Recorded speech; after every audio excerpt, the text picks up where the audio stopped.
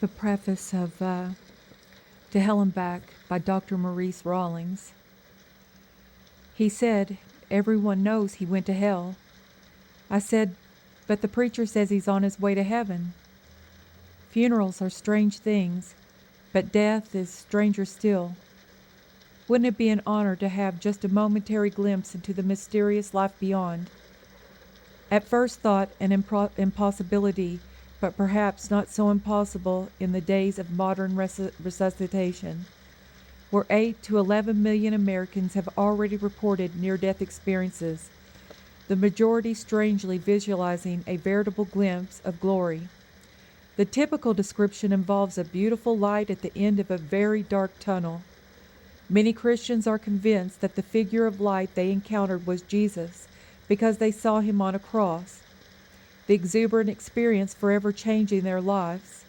Some others perceived a possible heaven conforming to their own particular faith.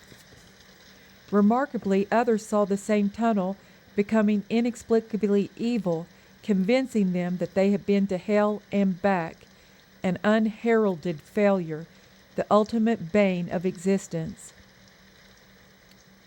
Of the numerous authors investigating near-death experiences, almost none of them report negative or unpleasant cases. Instead, they insist that all cases are positive and glorious, thus promoting the confident assumption that heaven's gates are open wide for everyone who dies, regardless of religion or belief. The resulting conclusions of these authors seem clear. No longer do these investigators consider death as oblivion or the end of it all, and none of them seem to believe in a place called hell, because they see only the quote-unquote good experiences for the next life, that all near-death experiences report a common glimpse of glory. The birth of a new religion and philosophy has emerged, and some of them call it the Omega Point, quote-unquote, the Omega Point.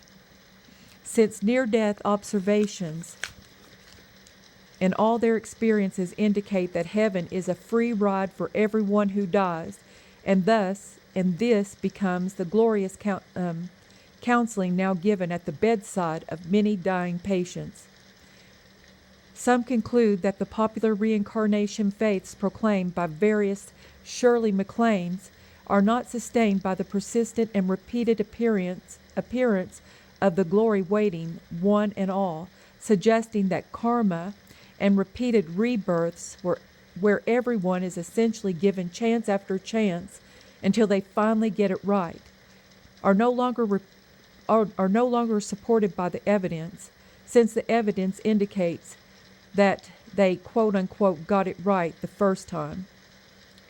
The purpose of this book is simply to expose the negative cases, those secreted, embarrassing cases found primarily during resuscitative procedures, during the heat of the battle for survival, the time when nothing is concealed, the time when the psychologists and psychiatrists who write most of the books on the subject are absent from the scene. If negative cases can be readily demonstrated, cases disturbing enough to permanently change lives, then a place like hell would seem reasonable. And if hell is possible, then it may not be safe to die. And if it may not be safe to die, then we better look further into the negative reports of those who found glimpses other than glory beyond death's door before we make our own decisions.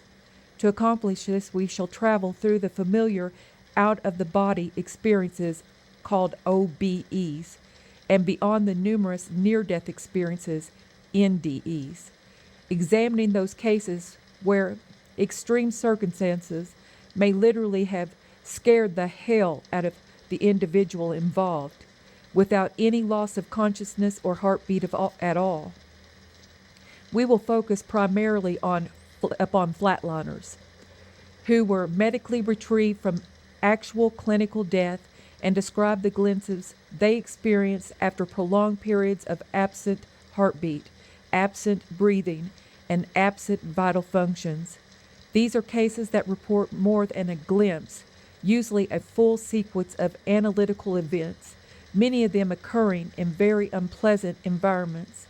We shall also emphasize the quote-unquote Bell curve, B-E-L-L curve, invariance of typical population studies, and the curve consequently exhibiting positive events on one end and negative events on the other, neither to the exclusion of the other. We will progressively explore both positive and negative events in dream states. Most of us have experienced nightmares, for instance, and proceed to display the same bipolar distribution in drug states, altered states of consciousness, deathbed experiences, and, not surprisingly, in many near-death experiences, particularly in the resuscitated events where the brush with death nears a biological permanency. If negative events repeatedly occur in all the above circumstances, then why are they reported? I'm sure you will find the various reasons quite interesting. End of preface. And beginning before chapter 1, he has a scripture, and it is, I have opened a door to you that no one can shut. Revelation 3:8, the Learning Bible. I think TLB is the Learning Bible. End of preface.